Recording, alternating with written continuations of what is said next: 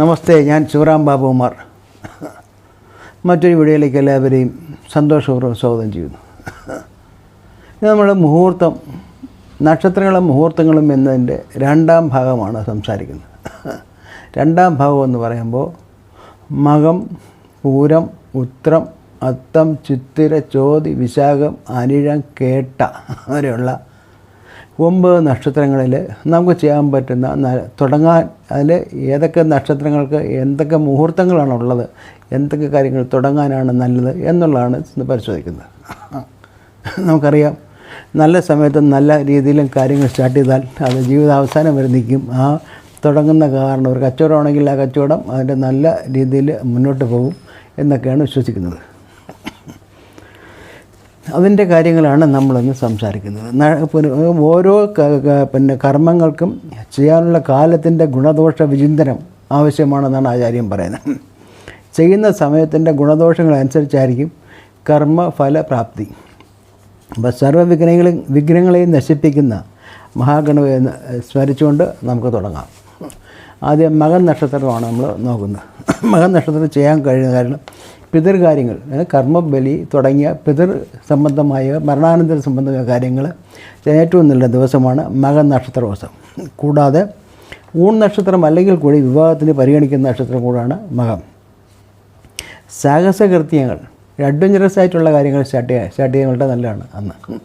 Adventure എന്ന് പറയുക വാഹന, കാർ മത്സരങ്ങൾ, പർവ്വതാരോഹണം തുടങ്ങിയുള്ള അങ്ങനെയുള്ള കാര്യങ്ങൾ, സ്പോർട്സ്, ഇതൊക്കെ സാഹസകൃത്യങ്ങളിൽ വരുന്നതാണ്.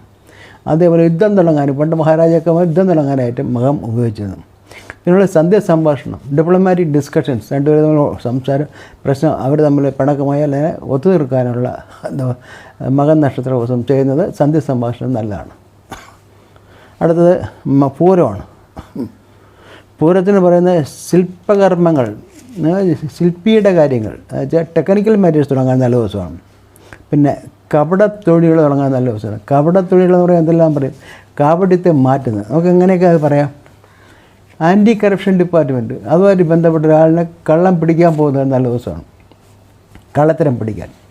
പിന്നെ ഡോക്യുമെൻ്ററി ഫ്രോഡുകൾ, ഇതിനുള്ള വിജിലൻസ് തുടങ്ങിയ ആ ഡിപ്പാർട്ട്മെൻറ്റ്, അവർക്കെല്ലാം ഒരു പുതിയ ഓഡിറ്റിംഗ് തുടങ്ങാനൊക്കെ നല്ല ദിവസമാണ്. ഓഡിറ്റിങ്ങൊക്കെ എന്ന് പറഞ്ഞാൽ കറപ്ഷനും മറ്റു കാര്യങ്ങളുമൊക്കെ മിസ്റ്റേക്ക് കണ്ടുപിടിക്കുക എന്നുള്ളതാണ് പറയുന്നത്. അതേപോലെ മഹാരാജാക്കന്മാർ പണ്ട് യുദ്ധം തുടങ്ങാനും ഈ പൂരവും നക്ഷത്രവും കണക്കിലെടുത്തിരുന്നു. പിന്നെ അവരുടെ റൗഡികളെ, കൊട്ടേഷൻ ടീമിനൊക്കെ അവരുടെ കൊട്ടേഷൻ സ്റ്റാർട്ട് ചെയ്യാൻ ദിവസം നല്ല ദിവസമായിട്ട് പറയുന്നുണ്ട് അതിനെപ്പറ്റി. പിന്നീട് ഉത്രമാണ്. ഉത്രം ഒരു ഊൺ നക്ഷത്രമാണ്.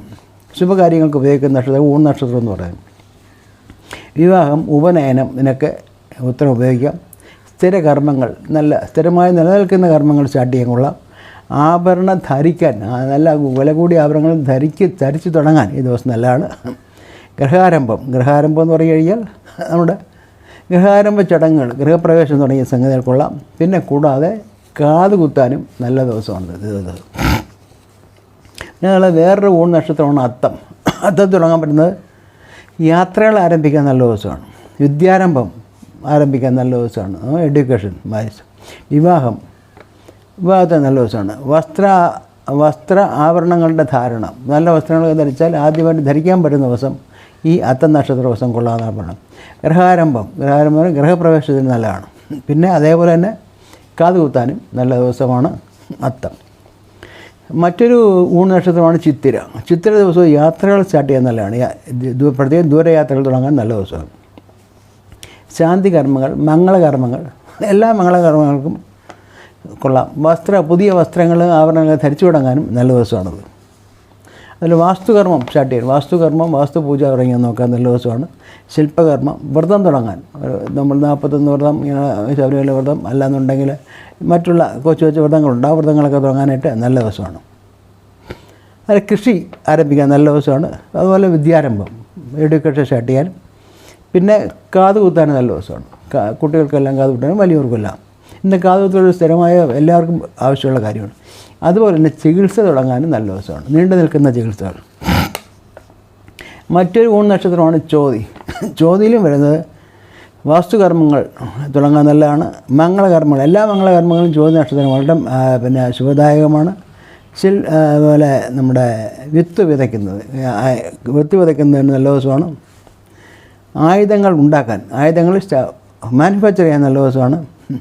പിന്നെ അതുപോലെ ചികിത്സ ആരംഭിക്കാനും നല്ല ദിവസമാണ്.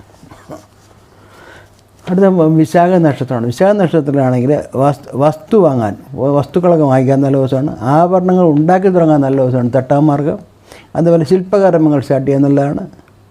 വാഹനങ്ങൾ ഉണ്ടാക്കാൻ, മാനുഫാക്ചറിങ് ഓഫ് വെഹിക്കിൾ സ്റ്റാർട്ട് ചെയ്യാൻ നല്ല ദിവസമാണ്. ഔഷധ സേവ, മരുന്ന് കഴിപ്പ്, ഒരു ലോങ് ടൈം കാര്യത്തിൽ മരുന്ന് കഴിച്ചു തുടങ്ങാൻ നല്ലതാണ്. ഇനി അടുത്തത് മറ്റൊരു 3 നക്ഷത്രമാണ് അനിഴം. അതിനടുത്ത് വിവാഹ ദിവസം നല്ല ദിവസമാണ്. വ്രതം ആരംഭിക്കാൻ നല്ല ദിവസമാണ്. യാത്രകൾക്ക് തുടങ്ങാൻ നല്ല, ദീർഘയാത്രകൾ സ്റ്റാർട്ട് ചെയ്യാൻ നല്ല ദിവസമാണ്. പുതിയ വാഹനങ്ങൾ കയറാനൊക്കെ പറ്റിയ ദിവസമാണ് വിശാഖം. ആഭരണ ധാരണം, വസ്ത്രങ്ങളും ആഭരണങ്ങളും ധരിച്ചു തുടങ്ങാൻ നല്ല ദിവസമാണ്.